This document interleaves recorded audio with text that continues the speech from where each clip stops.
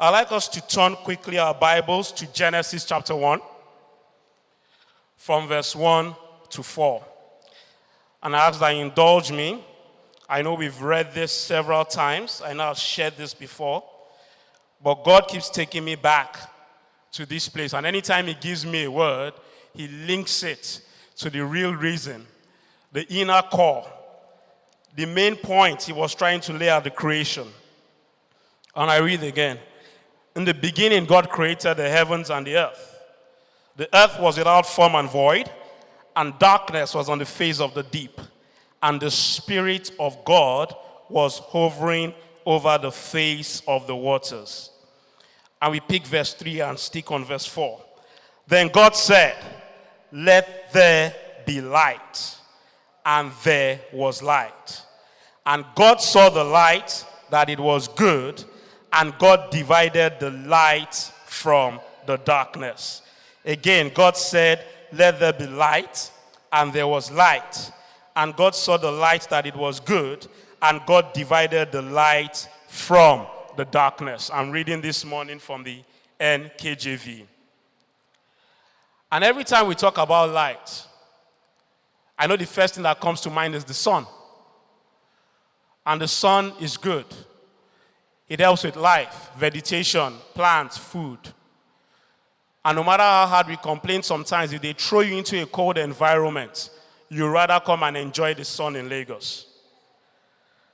But you see, we are in these times when there is so much negativity around. A lot of people are so pessimistic. A lot of people don't even wait to hear or read anything in the media before they conclude that it has to be negative. And even when there are good intentions, people perceive it to be negative.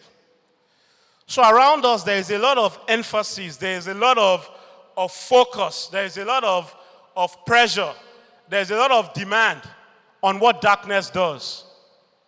And because of that, we don't see the light. Now, what exactly is darkness? Darkness is simply the absence of light. Darkness cannot be measured. Darkness is not even a thing. If you look at light, you say, oh, there are lumens, you measure it. When sound comes, decibels. Oh, the sound, you can increase, you can reduce it. But when it comes to darkness, that just becomes the absence of a thing, or the absence of light. And most times, we see ourselves in this phase of life, which we can theme as darkness. But unfortunately for us, what we call darkness here is usually linked to witchcraft. Am I relating to someone in the house this morning? And it's so bad that for some of us, even when you step out of the country and you land in another country thousands of miles away and something happens to you, what do you say? You say, they are following me. And then you ask yourself, if you can, that when I went to get the visa, did they follow me to the embassy? And when I was entering the plane, did they follow me? And when I'm going to, don't they have their own witches and wizards that are there? I'm not undermining what happens in terms of spiritual wickedness in high places. But I'm standing on the word of God that we are casting them down. And I'm going to a place where there are times when we have things that are distracting us that are even worse than this spiritual wickedness in high places. And there are times when we just find ourselves alone. We look at our lives and we say, oh, I don't have a partner.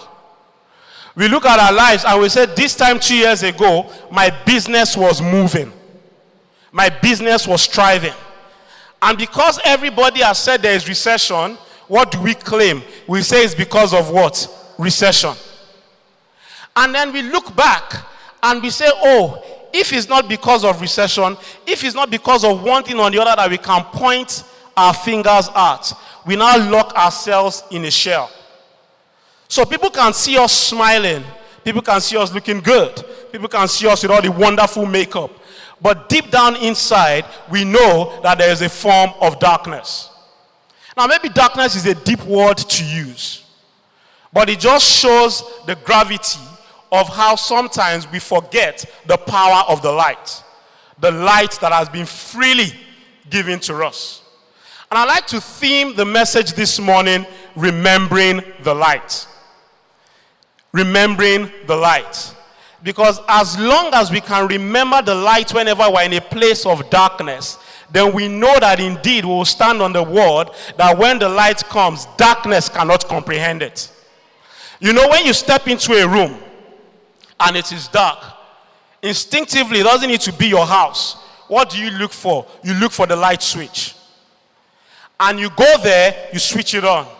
If it doesn't come on, you start to look for whatever source of light you can find around you. Immediately, it's your instinct. You don't even wait. Because naturally, we are supposed to remain in the light. And if we look back at Genesis from chapter 1, when God created the heavens and the earth, it means one thing, that God had created the heavens and the earth before light came to be. So what that implies is that in darkness, God created the heavens and the earth. In the place where we don't like to be, God was able to create the earth that we reside in and the same heaven that we all desire to be. And the first point I'd like to share this morning is that God still moves in the dark. So you may be in that season of your life where you are still saying, God, when is this thing going to happen? When you are saying, oh, this is a season of dryness. You are saying, oh, this is a season of loneliness. God is telling you this morning, I am moving with you. Just look around and look for the light. When we talk about a seed being planted in the ground, every time it starts to spring forth towards what? The light. And as God is keeping you in that place, He is preparing you. He is creating your own heaven on earth. And what do we do most times? When there are times for us to even remain in that season, we start to run into the light, but it's not yet time. God created the heavens and the earth, and when it was time for light, what did He do? He created the light. So I don't know what it is we've come to this morning, that petition we have. God is sending you this word this morning that thing is not going to comprehend the light that is in your life. I'd like us to just turn to John chapter 1 from verse 9 to 10. John chapter 1 from verse 9 to 10. And you know, before we even get to verse 9, I'd just like to take it from the top. In the beginning was the Word, and the Word was with God, and the Word was God. He was in the beginning with God. All things were made through Him, and without Him nothing was made. In Him was life, and the life was the light of men. First point. And the light shines in the darkness, and the darkness did not comprehend it. So most times when we're reading the book of Genesis chapter 1, if your Bible has a cross-reference, you will see that it references you to this position, because that light was talking about Jesus. And that is the light that is inside of you in all situations. Yesterday, whilst we were here at the Ignite Monthly Fellowship, we were talking about the fourth man. And we were sharing about how the three friends were in the fire. And we got different revelations that were shared. But one thing that was profound was that before Daniel's friends got into the fire, nobody saw the fourth man. But when they were in the fire, someone saw the fourth man. And that's because even whilst you're in the fire, even whilst you're in that dark season, God indeed is with you. And that is how the power of the light works. And verse 9, going to verse 9, it says, that was the true light, which gives light to every man coming into the world. He was in the world, and the world was made through him, and the world did not know him. You know, in life we tend to run towards artificial light. I was reading an article recently when they were talking about, a lot of people are just accusing, a lot of people like to use a lot of makeup and they put it online and all of that. And there was a point somebody raised. He said, look, most times when you have this heavy makeup on all these people that stand in front of the media, it's because of the lights. So a lot of work goes into working with artificial light. If I want to see a greater impact of the artificial light in this room, all I need to do is to darken the roof. And the light of God is so powerful. That is why the way he created the sun, till today, a lot of people just give estimates, guesses, on what the sun is made up of. They've done so many researches on it. And they come back saying, well, maybe it's made of this, maybe it's made of that. But nobody has been able to go near it. And that is why Jesus is also being described as the light. And the darkness could not comprehend him. And we move to John chapter 8. We move to John chapter 8, verse 12. Then Jesus spoke to them, saying, I am the light of the world. He who follows me shall not walk in darkness, but have the light of life. You see, when God gives us something, he doesn't take it back. He gives us for life. When he met the woman of Samaria at the well, if you can just look at John chapter 4, so that it doesn't seem like I'm quoting from myself. When he met the woman of Samaria and he was also going to give her water, Jesus said to her in verse 14, but whoever drinks of the water that I shall give him will never thirst. But the water that I shall give him will become in him a fountain of water springing up into everlasting what? Life. And that's the way God works. He doesn't give us something for a season. He gives us something for the season of light and for the season of darkness. He's with us in the season of light and in the season of darkness. He's with us when we rejoice, and he's with us when we're in trouble. He's with us when we laugh, and he's with us when we cry. He's with us when we mourn, and he's with us when we celebrate. That is how he moves in our lives. And that is why Jesus could confidently say without any form of doubt or any form of excuse that indeed I am the light of the world. Another point is that God never leaves us in the dark. He never leaves us in the dark. After all, for some reason or the other, we find ourselves in that place. And even in that, he is still there with us.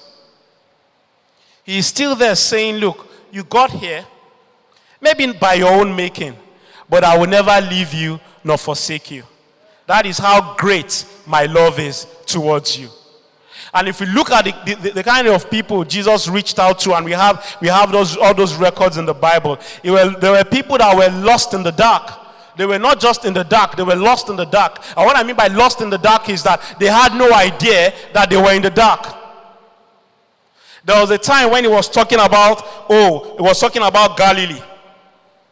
And a lot of people were wondering, why is he talking about reaching out to the people in Galilee? There they were blessed. It was a prosperous place. A place where you go to and they say everybody here is what? Is rich.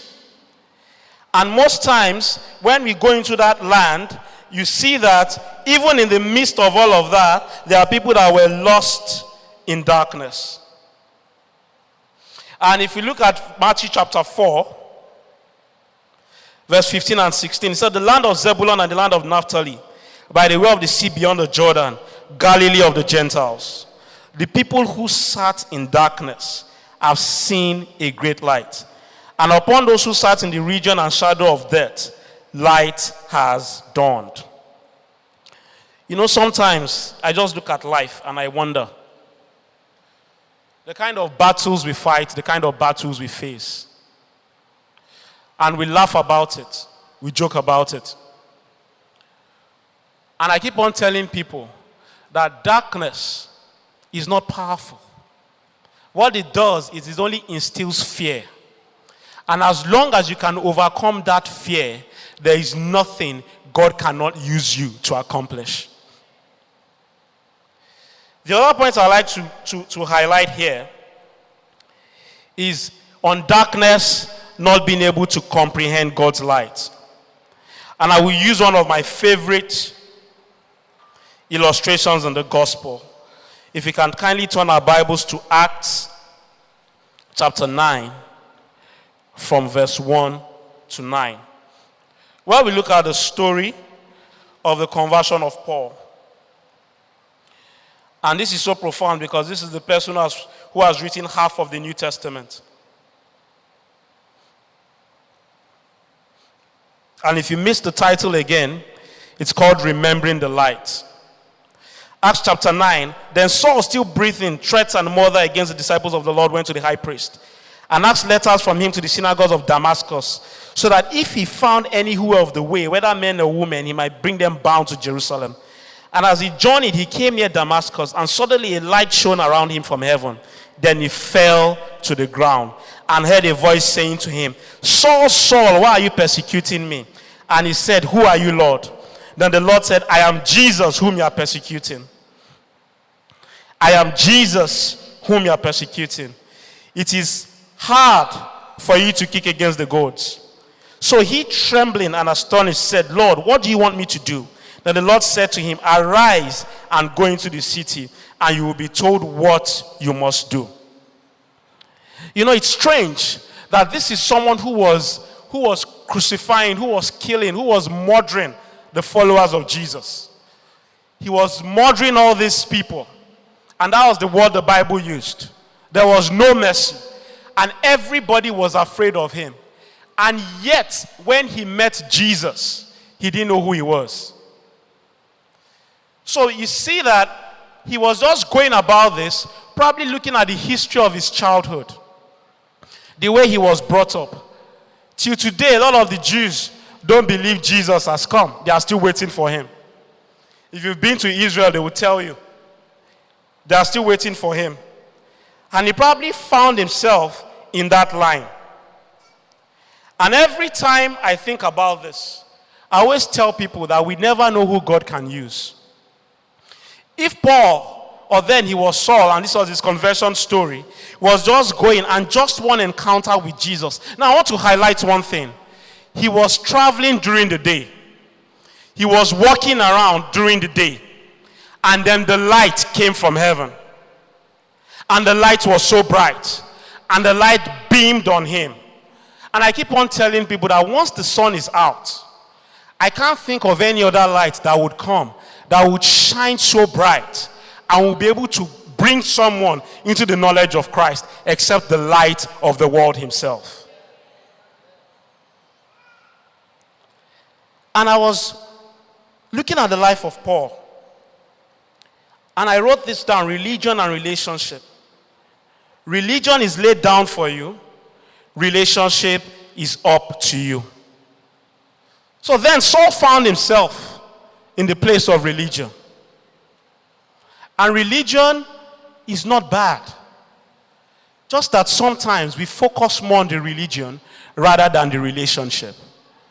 And you see, if we look at the number of souls that were lost when Saul was in religion, when Paul got into relationship, he's won them back in 1,000,000-fold.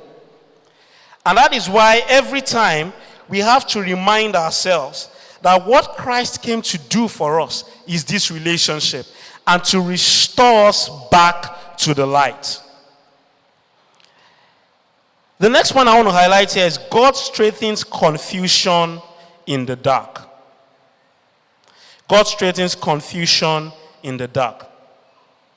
And while I'm saying this, I'd just like to state that, you know, today we find ourselves, especially when we come to the pulpit, we Christians criticize other Christians more than non-Christians criticize Christians. And then we hear a pastor making jest of another pastor. But at the same time, we don't think of the people who are there. And I tell people that just like Saul, someone grew up and all he was hearing in church is that God add zeros to my bank account. Amen. And he goes to church every morning. The prayer point is add zeros to my bank account. For years, that is what he hears. So the day he starts his ministry, his own conference has to say, vomit my dollars. Because that is how he has seen religion over the years. And then everybody gets confused because after all the dollars have been vomited, we don't know what next. They will probably find another currency. But if we look at the book of John chapter 9, and I'll move on to verse 5. Jesus said, as long as I am in the world, I am the light of the world. So no matter what it may be, sorry, let me take that from verse 4. He says, I must walk the works of him who sent me while it is day. The night is coming when no man can work. As long as I am in the world, I am the light of the world. I'm sharing this light of the world too many times, because that is one thing I want us to leave here with. A lot of things are done in the dark. No man can walk in the night except God. And every time if we look at seasons, when the Bible talks about seasons, starting from Genesis and all through the Bible, you hear of day and night. You hear of light and darkness. You hear of cold and winter. Because in both seasons, God is working. And when we find ourselves in such situations like this, we should remember to run towards the light. And in leaving this, I'd like to highlight Psalm 23. Pastor Wale shared this with us. He broke it down a couple of weeks ago. But I'd like to highlight it from verse 2 to verse 4. It says, he makes me to lie down in green pastures. He leads me beside the still waters. So God is making you lie down in green pastures, enjoyment. He's leading you beside the still waters. Is there. He has restored your soul. He leads you in the paths of righteousness for his name's sake. But he reminds us. He says, yea, though I walk through the valley of the shadow of death, I will fear no evil. So if you are here and you are relating darkness with death, the Lord is saying this morning, you will fear no what? No evil. If you are here and they've always told you that nobody in your family lives beyond the age of 60, God is telling you this morning, fear no what? Evil. Because that is not your portion. And the next one says, for you are with me, your rod and your staff, they comfort me. I can never forget the explanation of the rod and the staff. The staff guides the shepherd. When the sheep is going astray, you just stretch out the rod and you draw the sheep back. And that is how God is with us. So even if you find yourselves in the valley of the shadow of death, what will happen? That rod does what? He draws you back. And it doesn't draw you back into emptiness. He draws you back into light. So when you wonder, why am I finding myself in this situation? Remember that his rod and his staff is there to comfort you. And I'll round up with this last point. Breakthrough comes through the dark. Breakthrough comes through the dark. I don't know if there's anybody here and you're almost giving up. I'm pleading with you this morning. Your breakthrough is on the way. You see, a child is in the womb, and for 9 months, God is just constantly, every single day, every single hour, every single minute. For those of us who have gone through a delicate childbirth experience, you know every second counts. And the birth process is formed in the dark. And all through that period, the child is being formed. And most times, if something goes wrong, the moment that child comes, they have to place that child under light. That's because even though it may seem that the child is in a dark place in the womb, the light of the world is with that child. So it may be in that season, and you are asking yourself, Father, when is this thing? When am I going to break forth? The Lord is saying, I'm with you now, and I will be with you when you break forth. The Lord is saying to you this morning that I am walking with you right now in that situation. And even when you come out of it, I will not leave you. And I'd like us to look at the life of Jesus.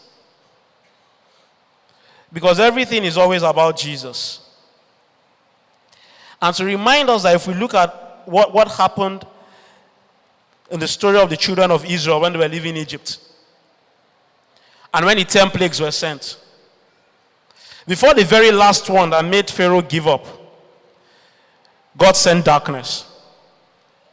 And this time around, he didn't say, oh, Moses, go and tell him, or go and stretch forth your hand. This time around, he said, I will strike the firstborns. And if we look at when the children of Israel were navigating through the wilderness, even though they were going around in circles, yet they were going during the day, following the pillar of cloud, and at night, following the pillar of fire.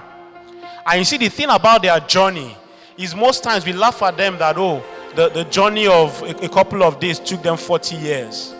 You see, when God is guiding you through the dark, He may tell you to take a step and wait there for 10 years. And He's showing you the pillar of cloud. And then He tells you the next step you are going to take is just for 60 seconds. And He brings the pillar of fire. And that is how He walked with the children of Israel. Because at that point in time, they had learned to trust God. And I just want us to just look at the ultimate breakthrough this morning. In Matthew chapter 27. Matthew chapter 27. And I'll take it up from verse 45. Because I need to round up compulsorily now. It says, now from the 6th hour until the 9th hour, there was darkness over all the land. And about the 9th hour, Jesus cried out with a loud voice, saying, Eli, Eli, lama sabachthani, that is, my God, why have you forsaken me? Some who stood there when they heard that said, this man is calling for Elijah. But I'd like to move to verse 50. And Jesus cried out again with a loud voice and yielded up his spirit. Then behold, the veil of the temple was torn in two from top to bottom, and the earth quaked, and the rocks were split, and the graves were opened, and many bodies of the saints who had fallen asleep were raised. And coming out of the graves after his resurrection, they went into the holy city and appeared to many. I don't know if there's anybody here today and you are saying that this is the testimony you want, that the graves will be opened, that anything dead will rise again, that indeed the veil will be torn in two, and you have easy access to God.